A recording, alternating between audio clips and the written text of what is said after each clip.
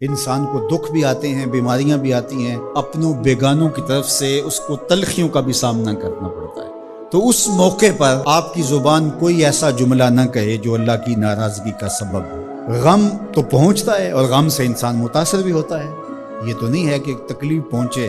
غالب نے کہا تھا روئیں گے ہم ہزار بار کوئی ہمیں ستائے کیوں۔ تو جب سینے میں دل ہے تو کوئی دکھ دے گا تو دکھی ہوگا، دل بے چین ہوگا۔ تو فرمایا کہ جب تکلیف پہنچے تو مدد کس سے طلب کرو؟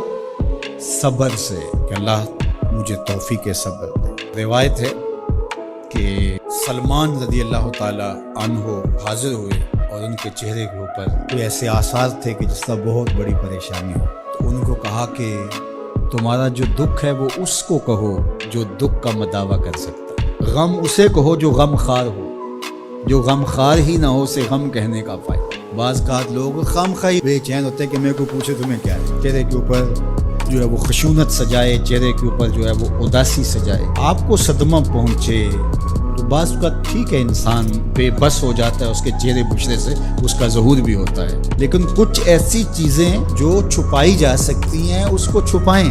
ہنس کے پیجا تلخی ایام کو ناصر، غم کے سہنے میں بھی قدرت نے مزہ رکھا ہے۔ غم برداشت کریں، اندر اتارتے ہیں، اس کا اجر رکھا گیا، اس کا صلہ بتایا گیا۔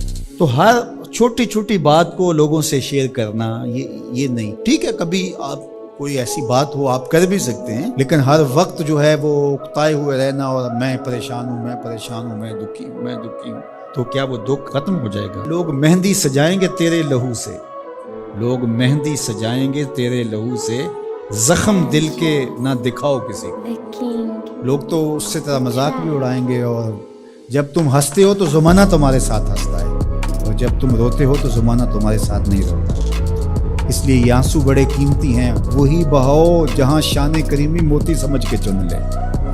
یوں ضائع نہ کرو، یوں ان کو برباد نہ کرو، لوگوں کے سامنے رسوا نہ کرو اپنے آپ کو۔ تو صبر کے دامن کو تھامو، ایک تو تلقین یہ کی، اور دوسرا کہا والصلاۃ، اور نماز کے ساتھ اللہ سے مدد طلب کرو۔ حضور علیہ السلام جب بھی کسی مشکل میں مبتلا ہوتے تو حضور نماز کے لیے کھڑے ہو جاتے۔ تو میں نے خود کئی مرتبہ تجربہ کیا ہے، جب کوئی تکلیف پیدا ہو تو آپ نماز پہ کھڑے ہو جائیں، تکلیف میں تخفیف پیدا ہو جائے۔ اور بدر سے سخت دن کیا ہو سکتا تھا جب کافر پورے لاؤ لشکر کے ساتھ آ گئے، اور حضور کے لیے عریش ایک چھپر بنا دیا گیا، اور آقا کریم وہاں مصلی بچھائے ہیں اور رب کے حضور کھڑے ہیں۔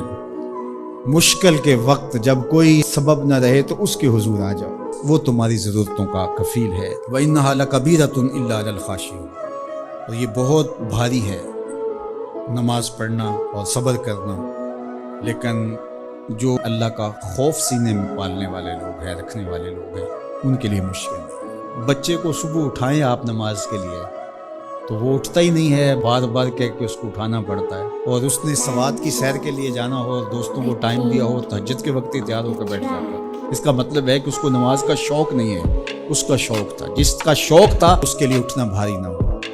میرے والد گرامی سے کسی نے کہا جی جاگ نہیں آتی، تو فرمانے لگے صبح منڈی جانا ہو تو جاگ آ جاتی ہے، کچہریوں میں تاریخ ہو تو یاد آ جاتی ہے۔ منڈی جانا یہ تمہاری بدنی ضرورت ہے بچوں کے پالنے کے لیے، اپنی ضرورت کے لیے۔ کچہریوں میں جانا خوف ہے، نہ گیا تو میرے خلاف فیصلہ ہو سکتا ہے، تو تمہیں نہ امید ہے اللہ سے اور نہ اس کا خوف ہے، تو پھر کیسے جاگ آئے؟ اور کسی نے کہا کہ حضور نماز پڑھنا چاہتا ہوں، جاگ نہیں آتی۔ اللہ اکبر، کہنے لگے ارادہ اگر پکا ہو تو نیند نہیں آتی، بار بار اٹھ کے ٹائم دیکھتے ہیں، وقت تو نہ گزر جائے۔ اللہ اکبر۔ تو فرمائیے بھاری ہے، لیکن خاشعین کے لیے بھاری نہیں ہے۔ خشیت خدا سینے میں نہیں ہے، اللہ کا خوف سینے میں نہیں ہے، تو واقعی صبح کا اٹھنا بہت زیادہ بھاری ہے، بہت زیادہ مشکل ہے، لیکن جو خشیت والے ہیں ان کے لیے مشکل ہے۔ یہ مان لیا کہ صبح کا اٹھنا، سحری کا اٹھنا نفس پہ شاک ہے، لیکن اگر کسی کی زندگی کی لذت اس میں رکھ دی گئی ہو، اللہ اکبر، تو پھر اس کے لیے مشکل تو نہیں ہوگا۔ راہ خدا میں تکلیف اٹھانا مشکل صحیح، لیکن زندگی کا سرور اس میں رکھ دیا گیا۔ وہ مزہ دیا تڑپ نے، میری آرزو ہے یا رب، میرے دونوں پہلوؤں میں دل بے قرار ہو۔